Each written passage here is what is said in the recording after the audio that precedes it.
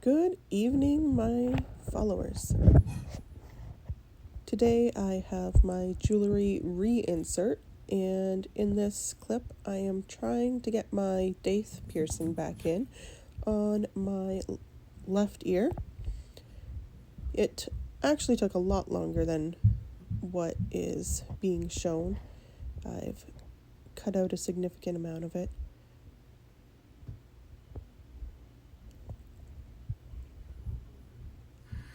There, I got it.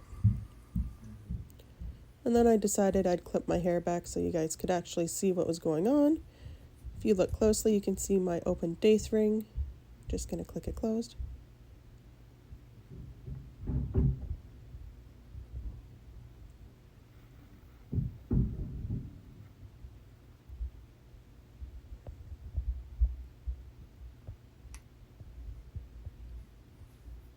There we go. And then put in the segment clickers for my second and third holes.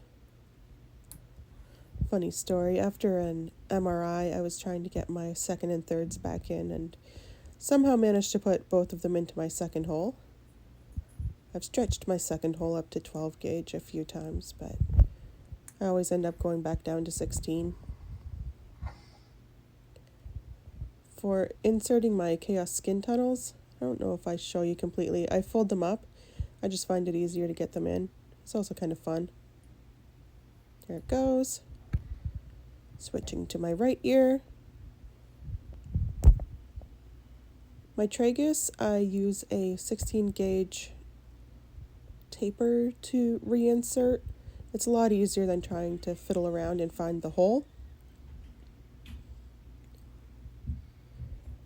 And then getting the push on top is rather difficult. It's a small little peg. I can show you the mechanisms in a jewelry haul video later on, but it's a small hole that has to go into the hole of the Labret back.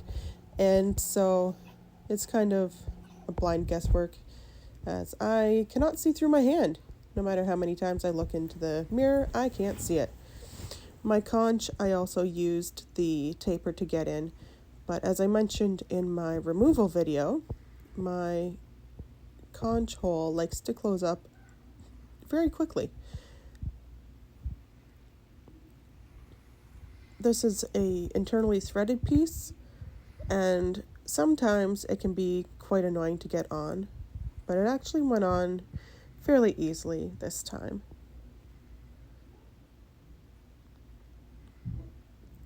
This is me just trying to find the best position in my fingers. Holding the back, trying to get it threaded. I got it, so I'm just gonna use a rubber glove to make sure it's good and tight so it doesn't fall off in my sleep. And of course, I've already washed my hands before doing any reinserting. And back to trying to get that tragus top on.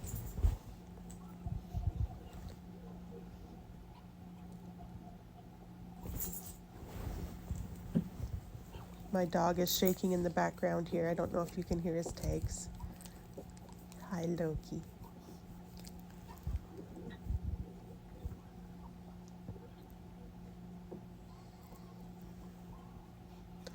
I probably had a good 7 minutes of me trying to get this darn thing on.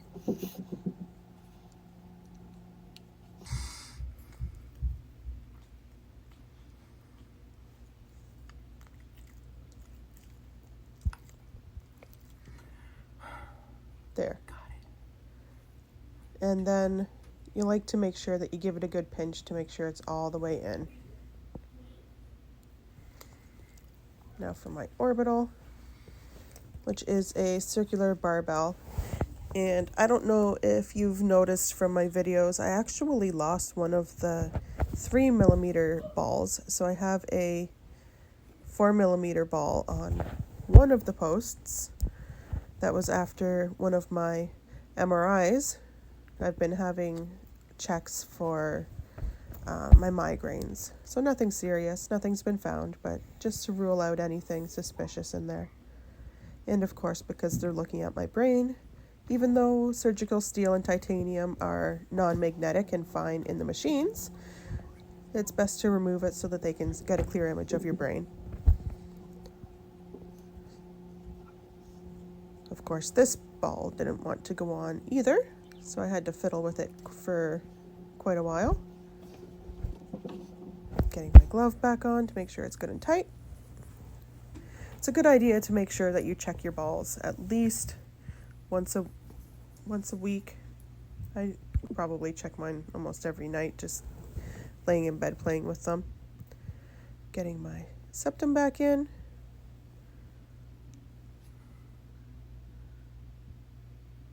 I kind of use the hinge as a handle. This is the only kind of clicker I've ever worn. I haven't gotten any of the more fancy ones yet. I just like this look right now. Getting my nose bones back in. And the faces aren't because it hurts. It's just concentrating on feeling the piercing in the right place. Last nostril.